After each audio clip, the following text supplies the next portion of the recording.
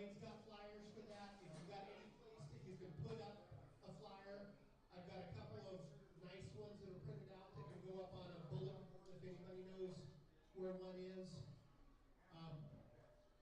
It is May 11th.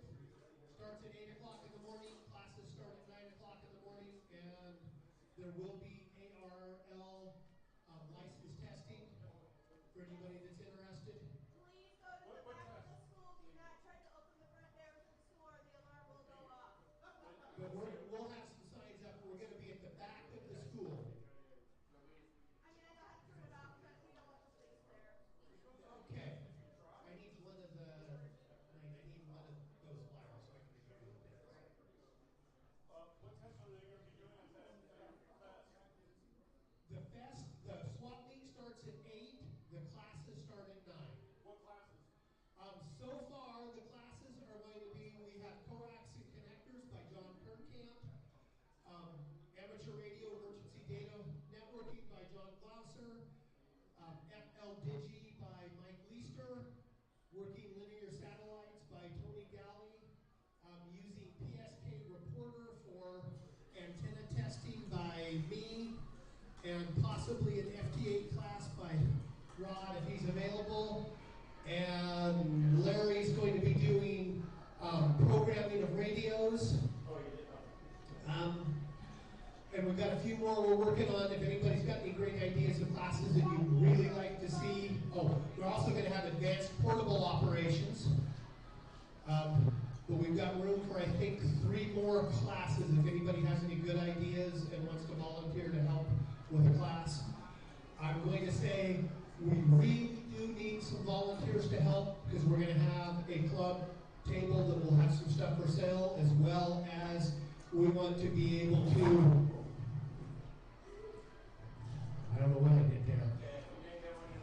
So we want to be able to help people sell stuff. So if somebody wants to show up and spend all their time in their classes, we'd like them to have a price on their item, and if it sells, we'll sell it for them. And if not, they pick it up at the end.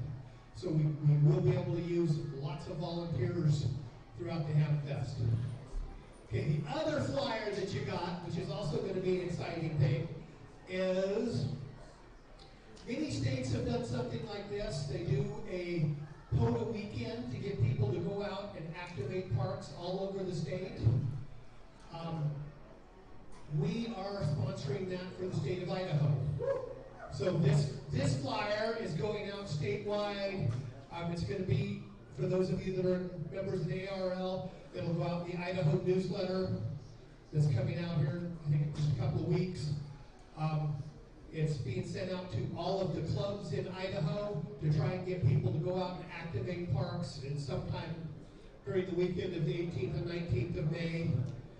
Makes no difference where you do it. We just want to allow the world to contact Idaho through the Pota system. Should be a lot of fun for people. Okay. Now, last but not least, I don't have flyers for this. How many of you know what the Route 66 Special Event Series thing is? How many of you are aware of like the 13 Colonies Special Event thing? So they're a special event program that you make contacts with multiple stations. If you contact all of the stations, you can print out an award from their website. Now, how many of you have heard of the Lewis and Clark Trail special event thing? It's not very old. This club is one of the 2 clubs in Idaho that will be giving out Idaho for the Lewis and Clark Trail special event thing. It is June 3rd through June 18th, so there's lots of time for people. We have all bands, all modes. The way it's going to be set up is I'm going to get us a Google spreadsheet set up, but I'm going to ask people to let me know what you want to work. We'll put you on there, so we're not running any 2 stations on the same band mode at the same time, because they've got to be able to confirm their log.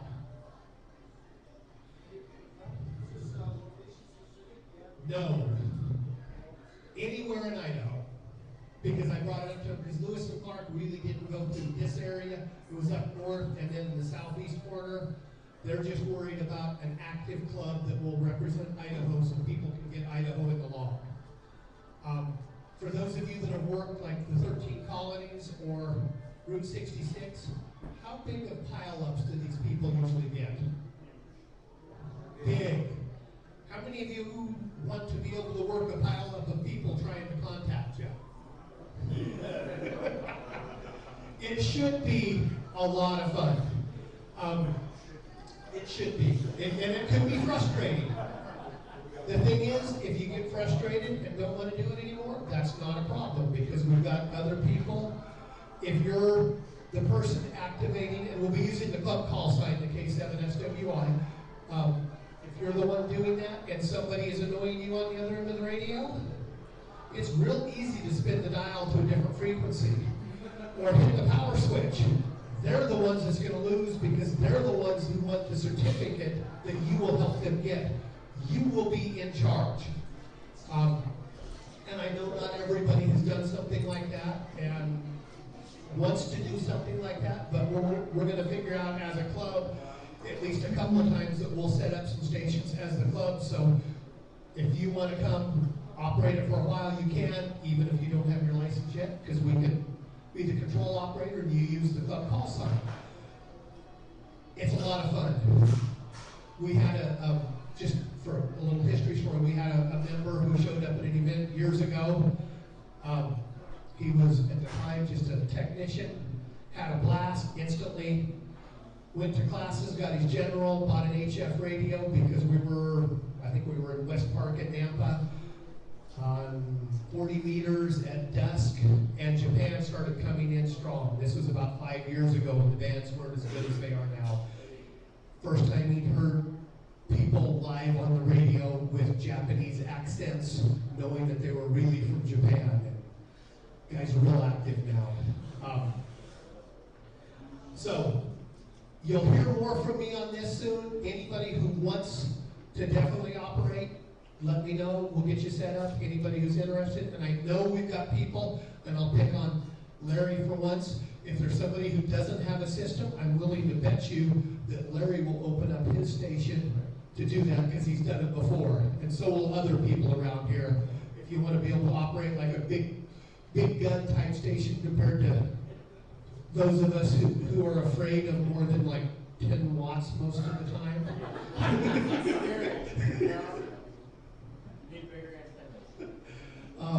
But as a group, I think we're doing great. We're having fun. We're getting recognition. I was shocked when this group messaged us, and it's all because of you guys. So give yourselves a big hand. All right. What else did I have to talk about? This month's event. You'll talk about that in a minute. So, come on up. We are working on the event for this month. This will be different than most. But for those of you who participate, it'll be fun and it can be a learning experience. And you'll earn more than one piece of wallpaper, most likely. All right, so how many of you have done Potapalooza with us? How many of you gone to a park with us and done anything before? Okay, got more hands at the top. All right, so we're going to talk tonight about doing Pota with a group. Because some of us, I did not see your hands raised. So, do you want to have fun with our hobby? And we've got some great people that have brought us some pretty cool parks. Take a bunch of friends and go to a park. Take your ham radios, get on the air. Do a Pota, and if you're new and you don't know what Pota means, it means parks on the air. So there are multiple parks all over the United States. Some airports out in the middle of nowhere. Some even like Wilson Ponds, like they're getting more parks all the time. Just know, for those of you that haven't been out lately, it used to be that you would put K-2345, whatever, for your park. It now changed over in the last month. Now you have to put US first. So tonight, because we're at Idaho Pizza Company, we're going to be US-Idaho Pizza numbers in there, but there's not. Alright. So as a group, most of you know that we're active quite often. We like to go and test our radios at different parks, having Potapaloozas. And what Potapalooza is, we go to like 3 different parks and we try to contact each other from 3 different parks. We also some of us go on trips together and we do Potas along the way. Tonight I'm going to share with you some information on how to make this happen. What is different about taking a group of people to do a Pota? It can be like this, chaos, or very peaceful. Alright, so when you do a Pota with several people, it is good to have an order to go in. But if not, I'm going to show you what happens.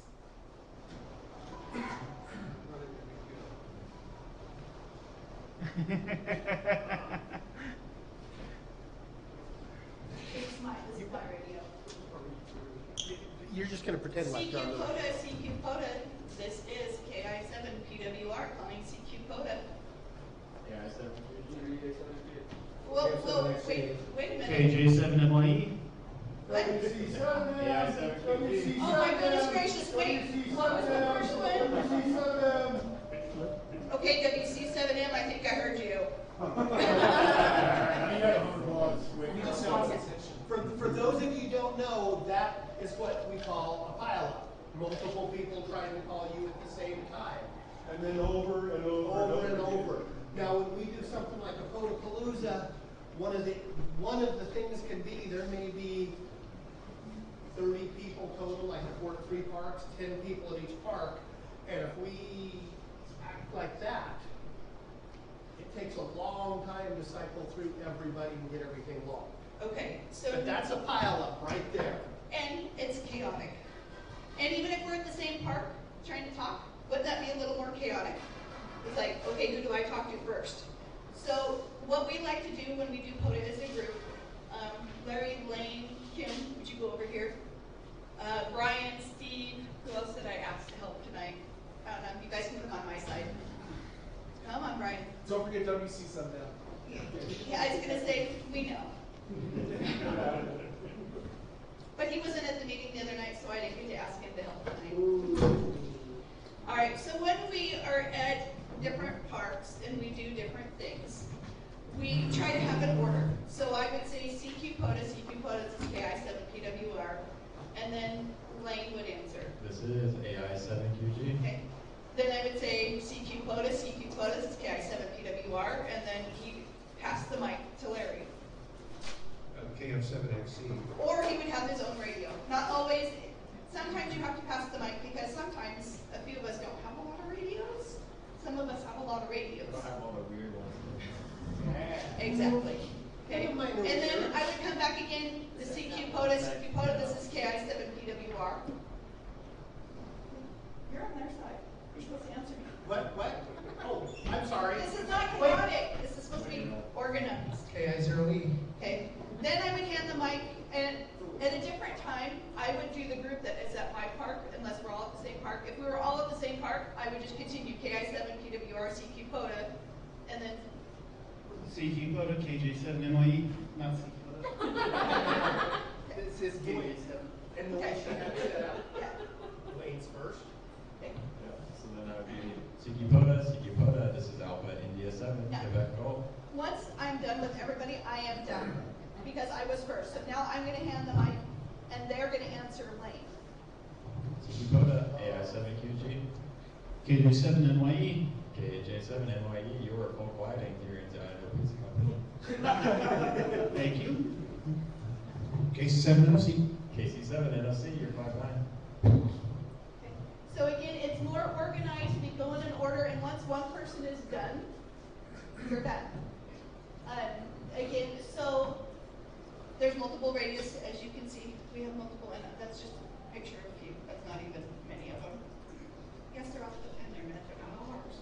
Can I say something? Yeah, go ahead, Larry. If you are in a pileup, which we learned at the contest we had recently, and I learned it from other people on the air too that are real good at pileups, handling a pileup, if you can catch a call from it, and then after you've got it written down, hear somebody come in at the very end with another call sign, just grab the last two letters of that call. Let's say the last two letters are AK. Just say AK stand by. Go ahead and take the first one. You can get to it once that way. Yeah, I like that. All right, go ahead and. Yes. All right, so. Can I offer a suggestion of another way of working the pilot?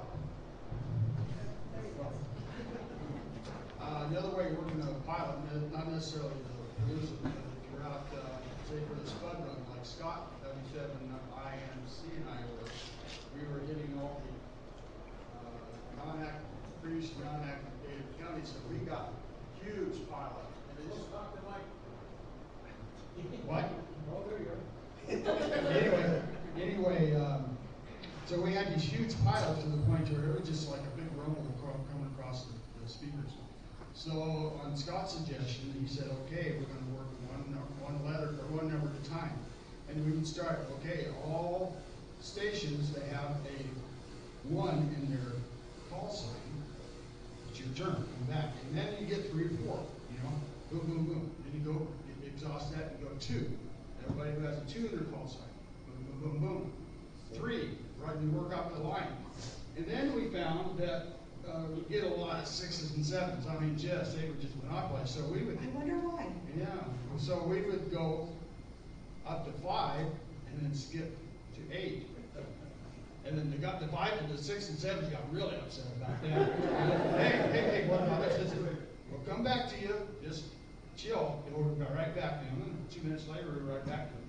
But we have really put a lot of order into it.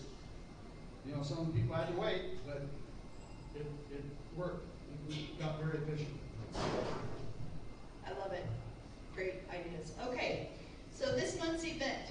How many of you are not busy on Saturday, April 27th? We're not busy? Not busy. Oh. Because you will be now. We want you to join us. We are going to take a trip to eastern Idaho and activate as many parks as we can in one day. We are going to meet up at Stage Stop, which is just east of Boise, at 6:30 in the morning. And if some of us will want to carpool early, if you want to carpool, we can all do that as well. And we are going to have a fun day of radio and beautiful views and parks. And like Kim says, if enough of us go and we have enough information, you guys will all end up with some more paper from Pota. Just kind of, Mandy and I are still working on details. Mandy has not been well this week, so we've been trying to work on getting her well. And then she was here, and then she had to go back and take care of something, and then it rained, and they couldn't come back because they had to take care of the birds. How many of you are interested in going? Because we're trying to get maybe a raise of hands of people who want to go.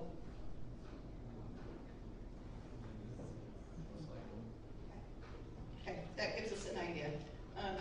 And like I said, we are going to take our van, so we will have extra space lane if we need to carpool. This is VHF, the whole thing.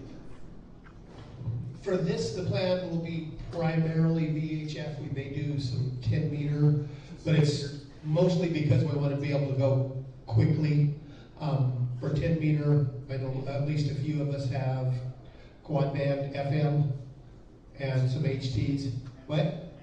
Right, or a ham stick, but we don't want to spending a half an hour setting up an antenna because we want to try and do each activation in 15 minutes, 20 minutes, 30 minutes, depending upon how many people are there, so we can move to the next park. So you're thinking primarily the group, working with the group itself. Primarily, we're going to call out, but depending upon where we're at, we're not. And for those of you who haven't done something like this with us before, we will have at least 6 different bands we'll be able to each operate on. We'll do 10 meter, 6 meter, 2 meter, 220, 440, 900 megahertz, and 1.2 gigahertz. We might even do 5.7, 2.4, and 10 gigahertz, depending upon how things work out. So one neat thing about this is this will be a good chance that a lot of these parks, it'll be the first time that they'll have ever had anything in their log above HF frequencies. we think it's kind of fun because one of the things is you put it in a log. It's a lot harder for the FCC to say that that frequency is not being used by hams because we can prove that we just made 5,000 contacts on the 220 band in the last year. That's an important thing for us. I hate to say this, I'll get up on my little soapbox for a second. The FCC would love to take lots of frequencies away from them and sell them to big business, and big business is willing to pay. We need to be able to show that we're using our allocations, and logging them in Pota is one way to do it. Working satellites for those frequencies, things we want to do. So that's one of the things that we as an organization try to do is we try to make sure that we're active on the unusual bands as well as the normal HF long distance bands. And it can be kind of neat. How many of you have ever made a voice contact on 1.2 gigahertz? Few? How many of you have done it with us? I wouldn't have otherwise.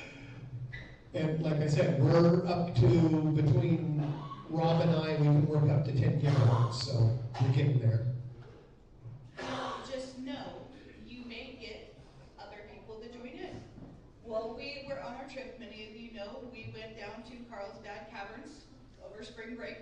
So we went through Utah down to Four Corners, activated Four Corners, and we got a 10-meter contact with a gentleman in, that was North Carolina. When we were down in Texas doing Guadalupe Mountains, we got a contact with a gentleman in Florida. So we were actually able to get more contacts on our Pota on 10-meter just by calling out with our car and the little antenna that was sort of sideways. And that was on 10-meter FM, which is, most people will say 10-meter FM is worthless. We were making simplex contacts all over. You made 5 total while we were driving with a very compromised antenna. It's not even as good as a ham stick. It's a quad band antenna that does 10 meter, 6, 2, and 440. So you know the 10 meter part is about as good as that fork sitting right over there. But it made contacts from Texas to Florida, from Arizona and Colorado, I think were the 2 states we were in, to the North Carolina guy. And we heard people from Central America, South America, Canada, all the time during the trip, but most of the time we would be in and out of the signal. If I would have stopped a few times, we probably would have made a lot more contacts, but she wanted us to get to the hotel before the following day. Or we were covered in dust. So we hit everything from rain to snow to hail to blizzard to dust storm. It was fun. But with Tyson, Kim, and I, we activated 11 parks. 11 parks on our trip. With the 3 of us, we had 6 bands, and we just sat and talked, and it kind of helped when 4 of the parks were in one place, and all you had to do was drive around the driveway a little bit to hit 4 states. So that's how you guys actually are able to do a shoot and scoot kind of idea with your cars. You're using nothing but mobiles there then, right? You're not setting up anything big. Correct. So the Pota rules are very nice. Every contact per band counts. You have to get 10 contacts to activate. So if you and I have 10 bands between us, the 2 of us can activate a park. If we've got 4 bands, we need at least 3 of us. Or actually, we need at least 4 because you only make contacts with the other 3. If you've only got 1 band, there has to be 10 of you to count as an activation of the park. So I make sure I have enough radios, and if I've got somebody with me, I can activate a park. But at the same token, when we call down on 14652, the 2-meter calling frequency, at some of the parks, we hear other people talking, depending upon where we were. Some of them were a little disappointing. But during that trip, we heard somebody at just about every park on 10-meter FM. We couldn't usually make a contact with them, but we heard them. Conditions are good. It's a fun time to be a ham. I think that's about all I have. We hope that you guys will come and join us for more activities. And if you're not Hampton, you want to come to a Potapalooza, come join us because we can let you use call signs. Yes, sir. How are you logging all that? Just email.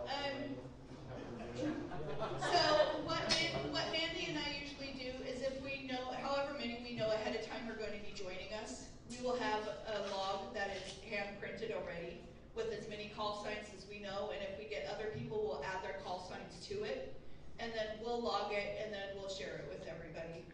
Or we'll put it in and just change it over for everybody and email it to you.